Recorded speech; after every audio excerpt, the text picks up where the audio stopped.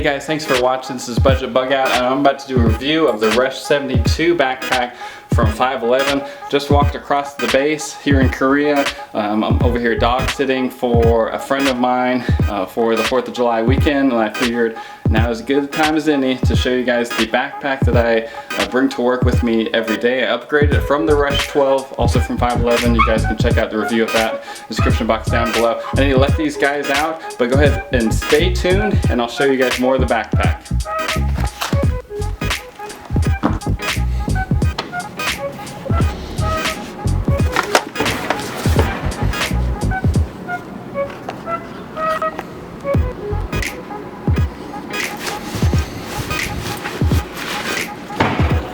Alright guys, so I have the bag outside in its natural environment, and I'm just going to run through what I have inside the bag at the moment to show you guys the versatility of the pack. So one of my favorite parts of the bag is what's known as a shove-it pocket, and as the name indicates, it's just a big pocket that you can just shove something in.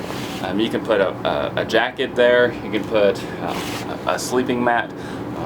You can even put a day pack. That's where I usually do, is I just shove my smaller day pack backpack right in there, so I'm good to go.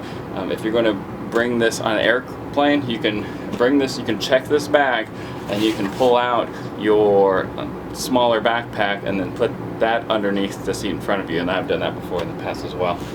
Let me quickly get my tripod so you guys can get a better angle of the rest of the bag as I talk about the features. Okay, so let's go ahead and talk about this top outside pocket. We have a self-healing YKK zipper, a mesh-lined pocket, a general kind of open, toss whatever you want in space, as well as another pocket back here so you can separate your items. Okay, so now let's talk about the larger outside pocket, and right off the bat you can see there's a place for a morale patch. This is 3" by 3". There's also a very heavy duty MOLLE webbing, and there's 2 YKK zippers. We go ahead and open this up, show you guys some of these pockets, and then I'll get a better view so you can see the rest of them. But you can see we have some more webbing for zipper pockets here and here. And let's go ahead and move the camera real quick. Okay, I think this is a better angle so you can see more of what's on the inside. And you can see there's these larger pockets that you could put, if you're deployed at least, some magazines for your M4.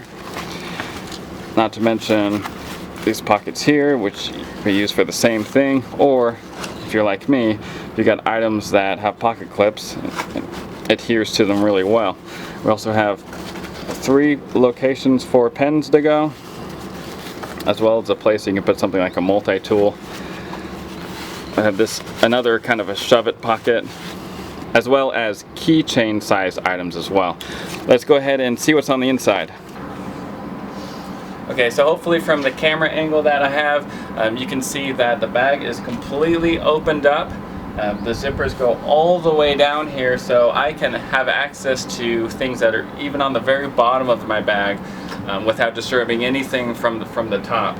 Of course, I had to undo these 2 clips that run alongside to help keep it secured, but once those are undone, you can have access, free range to all of the inside of the bag. We also have some more mesh zipper pockets, 1 and 2, as well as a 3rd zipper, which isn't mesh lined, so maybe let's say you have a wet swimming trunk or something like that, you can shove it in here and keep it separated from the rest of the bag. That's just an example, but because it doesn't have any mesh lining in here. I'm going to go ahead and take these items out so you guys can see what kind of space we have inside. By the way, this is a 55-liter capability this bag has, and I'll annotate all of the specs in the description box down below. Alright guys, so I went ahead and emptied out the bag, and you can see how much space this can hold. It's a lot of space, and also that there are two grommets on the bottom of the bag, so that in case you had a water bottle that spilled or got crushed, they can be free to leak out of that grommet hole. I'm speaking from experience, I'm laughing, but those of you who bring your bags on hikes, you know what I'm talking about. And we also have this is kind of like an elastic strapped big pouch back here, and here this is just regular printer paper. You can see that, and I've used this before, if I don't have a folder or something and I gotta bring my stuff to the MPF or something, I just simply put it in my bag. I don't need a folder, I'm good to go. It's not going to get crushed or wrinkled, so practical for everyday carry as well.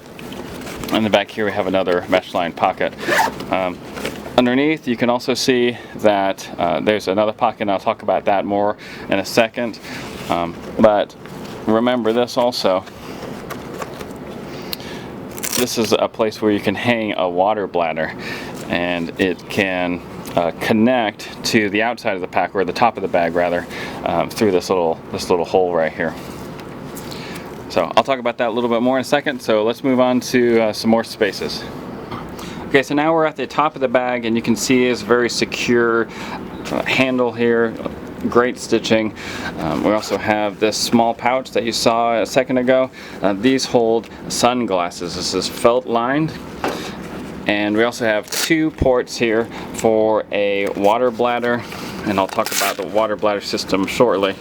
But that's everything that's at the top of the bag. Very secure handle, by the way. Moving on to the side pockets. Both of the side pockets are identical, by the way.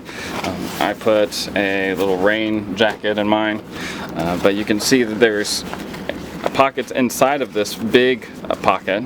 There's one right here, holds that much space.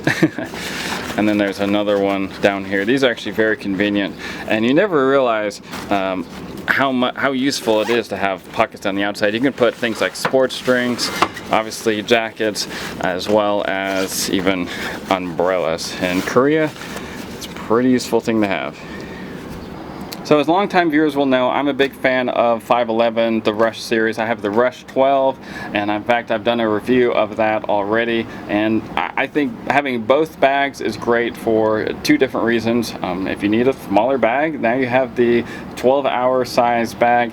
If you need a 72-hour bag, that's what the Rush 72 comes in for.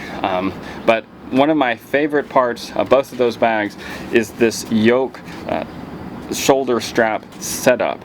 So I don't know what science works to distribute the weight so comfortably to your shoulders, and as well as off the shoulders with the belt system, not to mention keeping your shoulders together and not pulling the shoulders apart, because you have a sternum strap right here. By the way, this is adjustable. You can move it up and down these smaller attachment points, and it has it's elastic, so it's nice and comfortable, secure fit. But yeah, I really love the straps for on the Rush series. And you can also see it has nice airflow, and has zipper access points on both the right and left side of the bag. And on the inside, you probably think that I keep a Camelback water bladder, which normally I do. You can put two 2-liter water bladders back here. Here's one attachment point. Here's another attachment point. And remember that hole that I was talking about in the main compartment of the bag? It moves back and forth between here and the other place. Maybe you just need one attachment point. And then, of course, it all connects. You can see it all connects to these ports right here. You can also put a radio antenna through here too if you wanted to. That's a great thing. This bag is just so versatile. But anyways, nice hard backing. So I have a 13-inch laptop in here. It keeps it nice and safe, and keeps it from being crushed from too much items being stuffed in the main part of the bag. That's why I keep it back here. But yeah, this is the back side of the bag. Let's move on to the next part. Okay, so this is the last part I'm going to talk about with the bag. Hopefully you guys like this video. Let me know what you think in the comment section down below. I appreciate you guys' support on this. But this is going to be also the bottom and the back of the bag. Here we have some rubberized contact points, which keeps the bag nice and secure to your back. Not to mention the fact that you have this belt buckle, which really takes the weight off of your shoulders, and you can tuck them back here if you don't need them. Just shove them back there. Obviously, you want to tuck them in a little bit neater than I did. You may fold them up a little bit, but most of the time that I have this bag, I have these things folded up and stored inside here. We also have a grommet for your water bladder, and I already talked about the grommet holes for the inside of your bag, the main portion of your bag, and then we have some contact points if you guys want to attach your sleeping system to the bottom of the bag. Like I said, let me know if you have any questions or comments in the comment section down below, and I'll leave a link where we can find this on Amazon in the description box. I was not sent this by 511. They do not know I'm making this video, and I'm just a big fan of this, and most of my content is stuff that I purchased myself, and this is one of those items. I do have items that I am going to be reviewing that is being sent from other companies, including other backpack companies, but this one is not one of those. Anyways, guys, let me know what you think. Like I said, y'all stay safe out there, and remember, it pays to be prepared. God bless.